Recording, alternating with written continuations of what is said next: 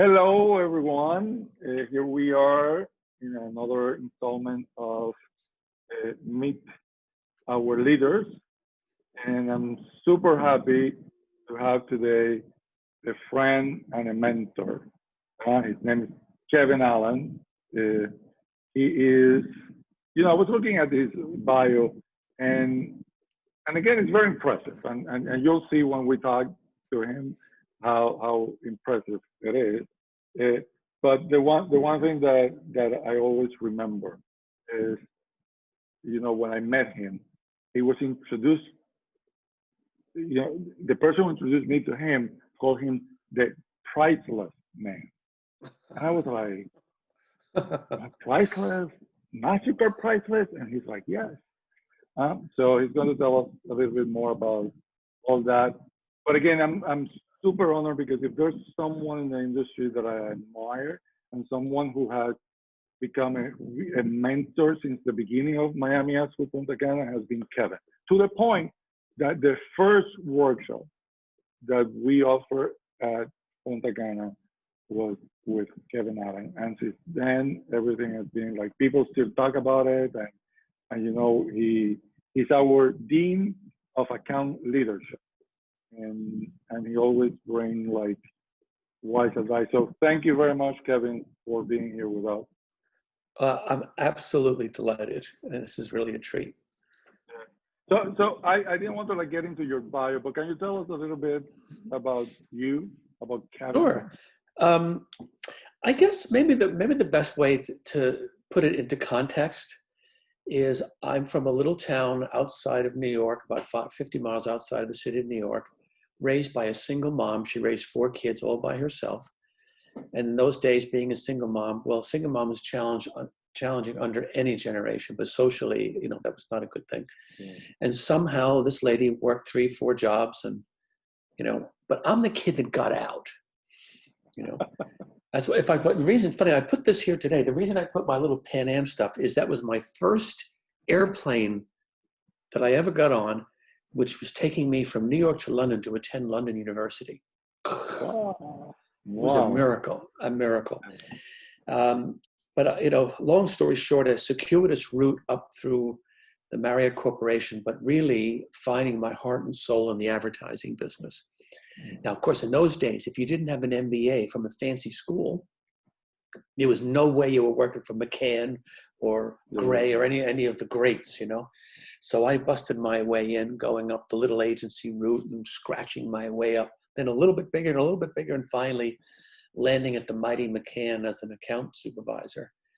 And I met the most wonderful array of colleagues, and we became this sort of motley crew who eventually took over the place some years later and transformed McCann into World Group, won Agency of the Year. Yes, we pitched and won the Priceless campaign, and I'm as proud as I can be. Eventually went to Interpublic after the terrible near collapse of McCann and Interpublic. And I worked with a beloved man, speaking of mentors, David Bell. And if he's listening to this, I love you, David. And worked closely with him in the turnaround of Interpublic. Then back to operating companies with Lowe.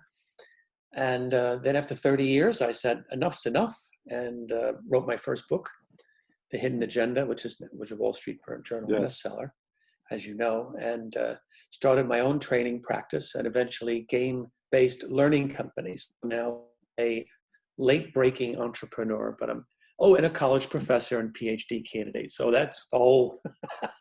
Yes.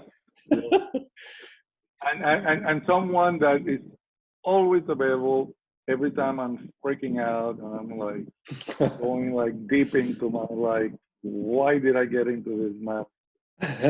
You're taking me up, and it's like, hey, you always have the right words, and Thank you. And I love you for that. Thank you. So tell us how this boy from New York.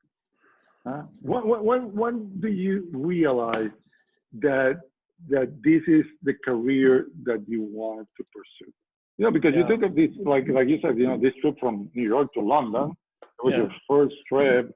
So you should, what was that? What was that moment? Well, I wonder how many. Maybe there's more because advertising as an educational discipline has become more sophisticated. So people purposefully go into advertising. But even though I hate to say the word "in my day," it makes me sound like 500 years old. But I think a lot of us kind of, we used to say we fell into it or we stumbled into it. We somehow, and my story is I ran with a very fast crowd when I was in my early 20s, you know, Studio 54 and all that sort of thing. Oh my God. Oh yes. And there I am at a fancy dinner party. I was the young member of the dinner party of older gentlemen. And obviously I was the decoration, I guess you could call it. And this gentleman looks across the table and he says, "What do you do?" I say, I work for Marriott. Now I was working for Marriott at the airport for their airline catering unit. Can you imagine? And he goes, "Oh my goodness." He says, "You should go into advertising. You look the type," he says. And the whole table laughs. So now I think, oh, okay, now I know why I'm here. I'm the butt of the joke, you know? Later in the evening, he says to me, "You should call a friend of mine. Her name is Carlotta Rossini, and she works for Ogilvy and Mather." Wow. Anyway, so the next day I'm back at Marriott in my lab. I used to wear lab coats like the way scientists do, you know? Okay. And I had this idea, well, why don't I call her? You know, so, which of course is the early indication that I would go into business development because I was fearful about picking up telephones and calling people. Yeah. Although no one picks up telephones, we talk in these, of course. Exactly. Yeah. Yes. So anyway, anyway, so I make the call, and the secretary answers the phone and says, "Oh yes, hold on a minute," and Carlotta Rossini gets on the phone. Oh. And she goes, "Yes, Kevin, Earl called me about you this morning." So that old buzzard called her. He didn't tell me he was going to call her. Long story short, I entered the competition for the Assistant Account Executive Training Program, 150 kids interviewing for 10 positions. Wow. And I didn't get the job. However, and I wonder if your listeners will remember what I call the lobby test. Okay. And the moment I entered the lobby of Ogilvy and Mather and I sat down and I looked around and a young lady comes buzzing through with pink hair and portfolio under her arm and people were talking animate. I thought, I don't know what these people do, but I want to work here. So that was it. But you know what the other thing too, I think, JG, you know, I was back in those days, we used to whisper, "Are you out at work?" You know, we were all in the closet because it was not acceptable. In fact, the surest way to kill a career was to come out. Yeah. They were throwing people out of apartments in those days. So as a consequence, one of the conclusions I came was like, well, obviously, if a lady with pink hair can work here, maybe, just maybe, there's a place for me. Yeah. So, yeah. So, by the way, do you know who that guy was? Earl Wild. He was one of the greatest. He was Earl Wild, one of the greatest pianists of the 20th century. Yeah. Who would have thought? Yeah. Who would have thought? Anyway, sorry, I interrupted. No. But you know, going back to that, it's amazing how our careers, you know, get like developed or not developed, like move toward, you know, put on a path that we never thought about it because someone saw something. Huh? Yes, I think and that's not only someone saw something, that person, and this is what I love about you and your mentorship. It's like this guy called the person that he wanted you to meet. So that call, that simple call, it was like for you were like, oh my God, he did call. Right. It's that sense of like feeling important in a relationship that is very, very good. And it's something that I know that you know that here in Miami Art School, we're very much into it. Our instructors are very focused on like really like putting our students on the path and helping them meet other people and really taking the steps for that to happen. And then, like you said, you know, sitting there in that lobby saying like, oh my God, this is where I want to be. It's like the best feeling ever, you know? Yes, true. But then after that, and I'm glad that your story, and this is what I love, I'm glad that your story went from like, there were 150 and they were going to pick 10. And I wasn't one of them. Okay. Well, do you know what it tells you is, first, I just want to underscore there's something you said, which I think is right. And it's, I think, what you are about and what Miami Ed School about. And that is to believe in people and believe in their abilities, because half the battle here has nothing to do with the inherent talent. It has to do with instilling a belief in someone that they can do it and they can apply it. And it's like water in a desert, you know, in many ways. But I consider myself very, very lucky. Yeah. So then you decided to go to London and do your thing. Wow. So in this like illustrious career, yeah, I'm trying to use all these fancy words that you use because I love it. like, and you gave me one time one advice that I still haven't followed. It's like pick one word, and like in your language, be like I still like looking for that one. But what is the proudest moment? What is that moment in your career that you feel, oh my God, this is like, and it can be more than one. I know that every time I ask the question, people are like, I have to pick one, but you know. Yeah. It's exceedingly difficult to say because there are so many. But I think the best thing to do when you're asked a question like this is to imagine the mental picture of what appears in your head after the question is asked. And I think it is probably watching a young lady by the name of Zizekele Zwane, who was a young account director at McCann Erickson in Johannesburg, present to South African Airways. You know, people will say, what was the favorite pitch you ever did? And you might expect it would be a priceless pitch. But actually, it was the life-changing pitch of presenting in Johannesburg to the South African Airways people, where Zizekele was presenting not just what an airline was about or how they could advertise online on-time performance. I watched this young lady, all of 20-something, present the heart, soul, and ambition of a nation. And I knew at that point, or realized what my job is. It was crystallized for me. And I realized your job is not making ads anymore.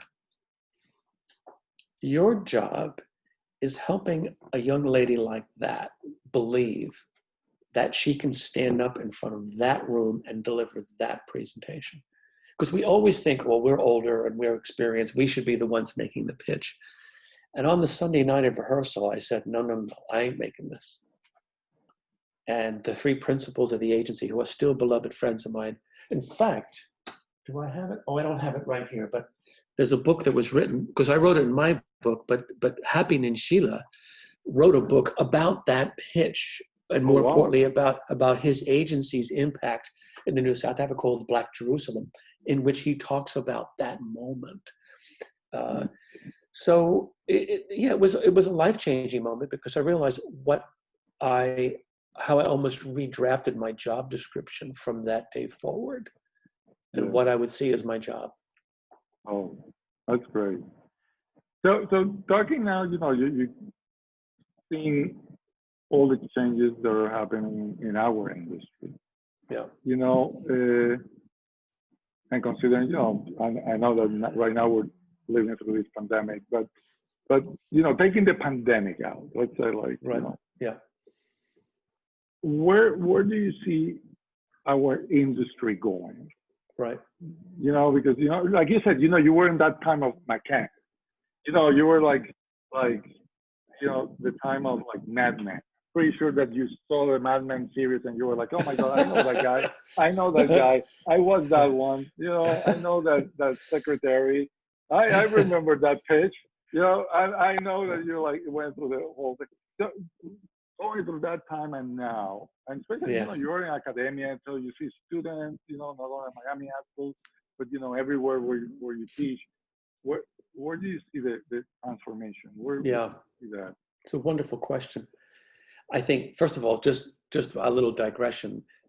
It is true. So when I joined the business in the essentially the the mid 80s, everybody had offices and secretaries with typewriters, ding, this is how it was. Anyway, so and every executive had that bar. Oh yeah. Oh yeah, That's we had a refrigerator in the office, and you drank at lunch, and this is what you did. I don't know how God knows how we survived it, but I think the thing I think a lot about is I think that there are some core, indisputable, enduring, unchangeable elements to the business. And then there are things that are and will change at light speed. So if we talk about what changes at light speed, we go from an advertising industry that was based, if we talk about the big agencies, for example, we talk about an industry that was driven essentially by supply and distribution. So you ask yourself, all right, well, why did McCann have all these offices? Well, because there was no communications infrastructure. So in order to get a global campaign delivered for Coca-Cola, which was McCann's largest client, you needed a dot on the map in Dubrovnik and everywhere else, bricks and mortar, as we might call it. And of course, there was telex and various things, but for the most part, these offices were individual fiefdoms which had direction from the center. Information traveled relatively slowly, and their job was basically to enforce and oversight the application of the Coca-Cola brand and its distribution around the world. Sort of like the Roman Empire. In fact, when I had my first year, my mentor in those days was a global account director called Mike McCartan was his name. I loved him. And so he's explaining how the global network works. And he goes, okay, now this is the deal, and we do the advertising here in New York, and then we send the stuff, we put it in the mail, and we send the stuff, and we send the tape, the film, not even tape. And then they run the advertising. And I said, well, Mikey, what happens if they don't want to run the advertising? Think of this as the Roman Empire. It may take us 3 months to get to you, but when we get to you, we're going to burn your village down. And so my lesson in the command and control system of the large agencies. Now, obviously, that came apart with the firing of McCann by Coke in the mid-90s, which gave rise to multidisciplinary communications, McCann World, and the renaissance of agencies around multidiscipline. Yeah. And of course, even then, I remember people saying, okay, the old economy will be digital and the old will go away and television will die and viewership will die. And guess what? Television viewership is up and all these things. So here's the point. Imagine it's 1913 and a knock on the door and a young person bursts in the office of Mr. Westinghouse and says, you're not going to believe this. You can talk into this thing here, right here, and your voice goes all the way to Chicago. Oh my God, it's going to change everything. So what's the point? The point is technological breakthroughs in how people communicate will continue. So while we think that this is the greatest thing since sliced bread, 5 years from now, we're going to laugh at it. Right? Remember the first calculators from Texas Instruments? We're all going to go. Yeah, of course, yeah. Right. And people will be able to connect in ways never before thought possible, which of course drives ultimate democratization. But that's a whole other discussion. But what is immutable in this is creation. And when agencies get lost and lose their way, it's when they fail to recognize that the one job they can do that no one else at any client can replicate is the ability to think laterally and create amazing things that didn't exist before. That's the job. Now, it doesn't mean that, getting digital and all this stuff is not important. It is.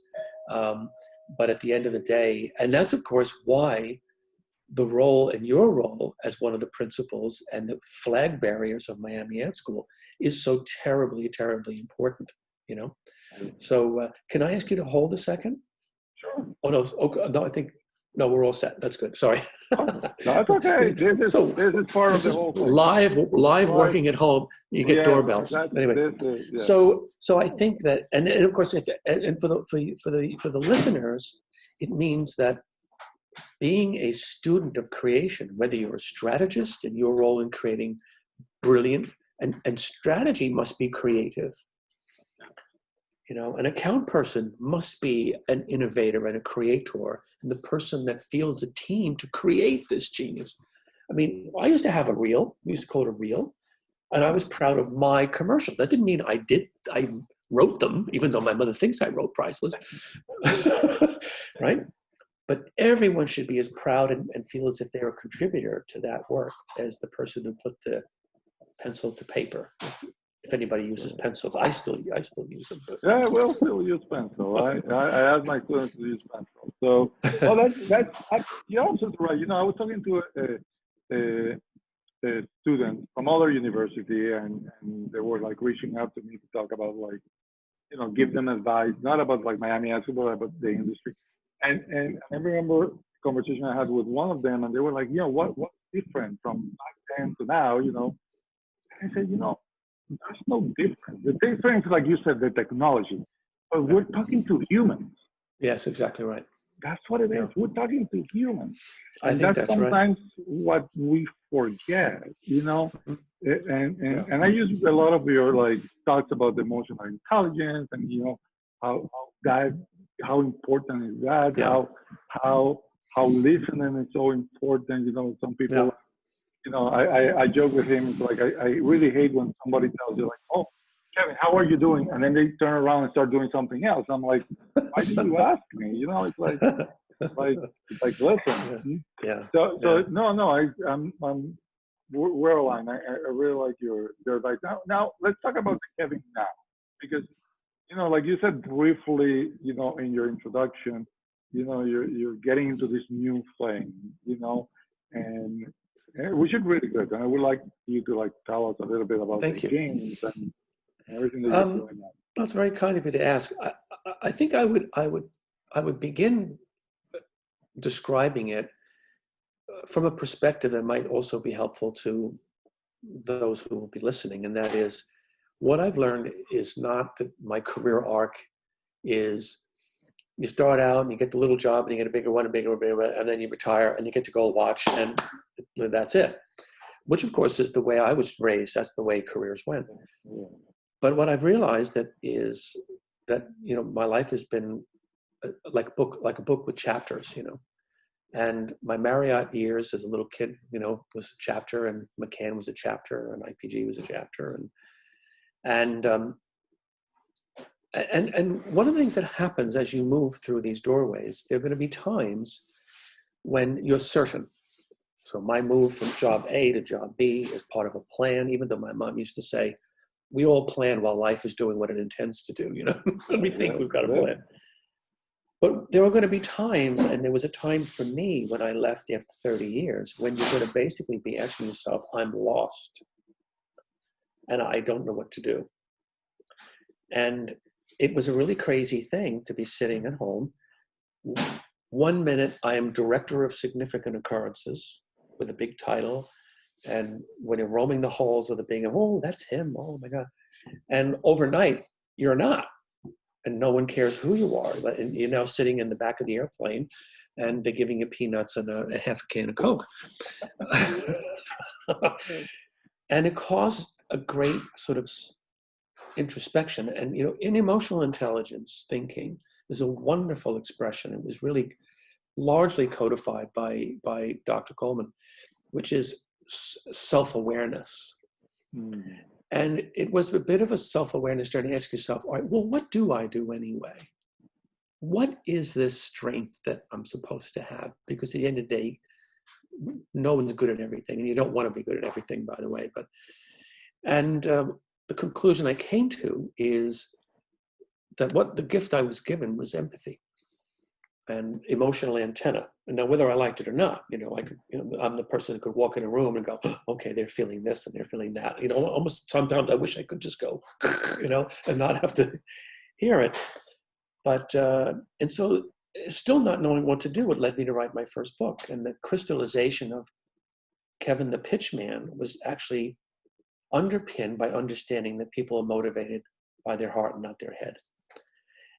And then the other element really is I love to teach, and I love to help and support people as sort of a life mission, because there was not that many people around to help me when I was lost at age 20. So I want to give that, especially to people who are a little bit like me, who didn't have all the resources available. And that gave rise to founding the original Kevin Allen Partners, eventually RECAP. And then it was the idea that my partner Carl had to create a game-based version, with a game to deliver training.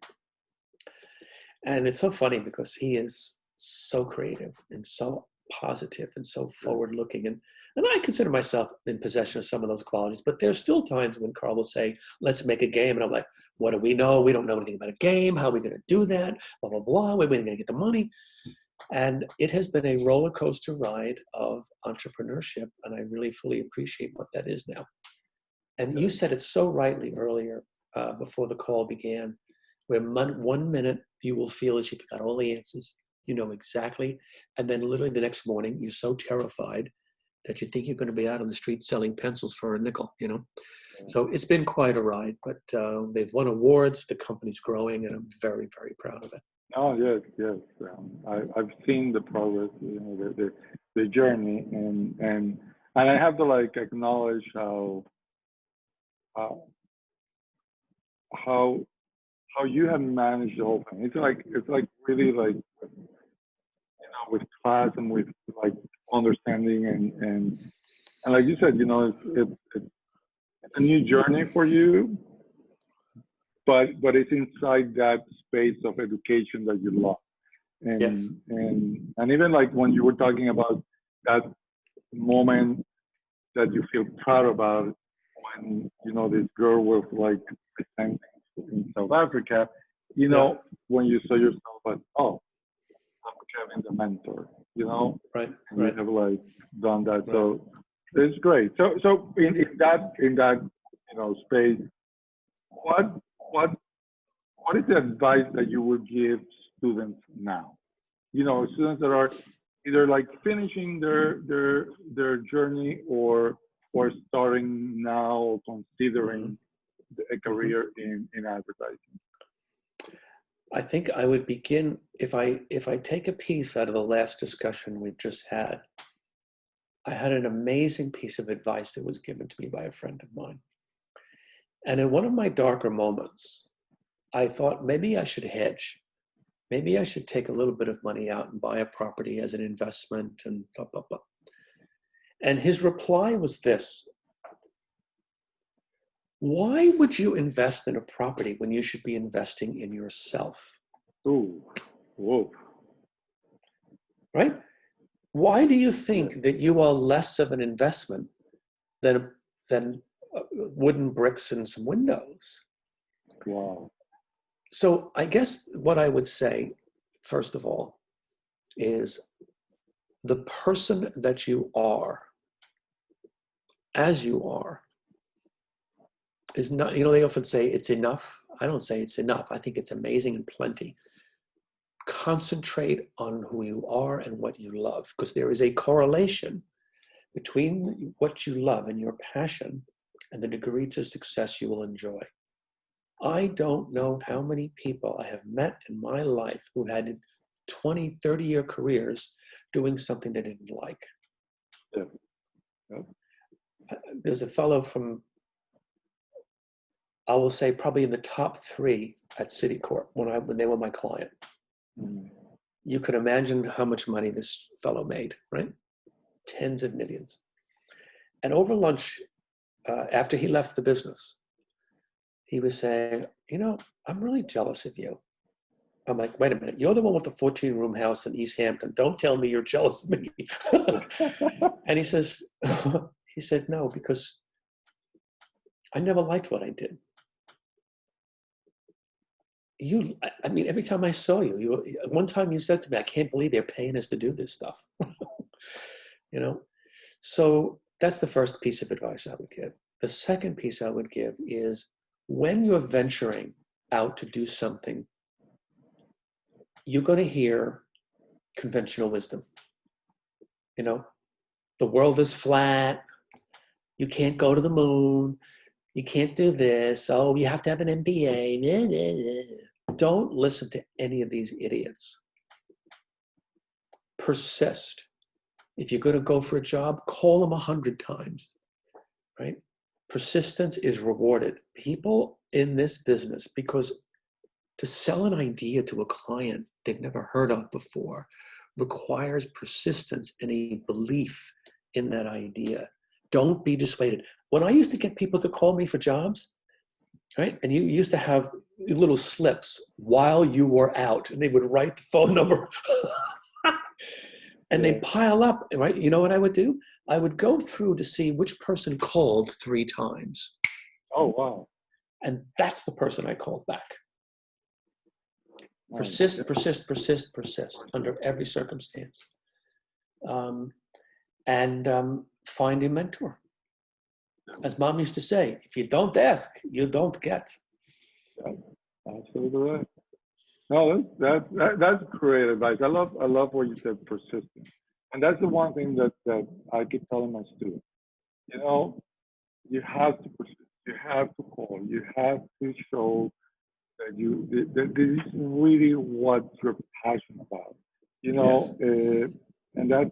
And people react to it, and people are nice. You know, I keep telling them, it's like, you know, when Kevin Allen tells you, give me a call or send me an email, you know, do it. You know, don't think that you're bothering him. Don't think that do it. You know, make the call, send him an email. Because again, we're humans and we love helping other people. So we have to like be very, very conscious about that. And I'm glad that you mentioned about persistence. You know, it's very, very important. Very good advice for students, even in their careers, even or even in their studies. You know, you have to be persistent. You have to keep asking questions. You have to keep pushing yourself, and like you said, you know, keep selling you and your ideas. So before we leave, you know, I know that, you know, we cannot like, you know, not pay attention to what we're living, pandemic. And one question that I like to ask, 2 questions I like to ask guests. First one, what is that one thing that you regret that you had to cancel because of COVID?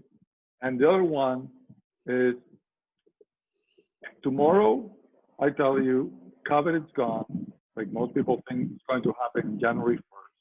People think that January 1st, 2021, COVID is going to be gone.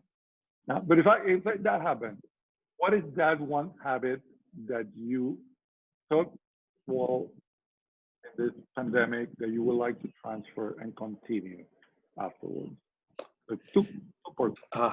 I think the thing that I regretted canceling more than anything is a flight to New York for 2 purposes. One, to hug my mom and my grandson. That's what I regret. So it's been too many months before I've been able to do that. I think that I was probably, I don't think I'll fly as much. I mean, I was on airplanes all the time, and I am a very, very big believer in the power of one-on-one meeting somebody face-to-face. And when I consider the list of opportunities and companies that we're now talking to, I can trace it back to a lovely lunch, you know, and a coffee. And those things are very, very important. But I do believe that the medium that we're using here is underutilized, and you can make a lot of wonderful contact and human connection You have to heighten the way you communicate. You have to use the tool effectively. But I think I would probably be less apt to leave Carl here and get on an airplane than I used to be. Oh, that's really sweet.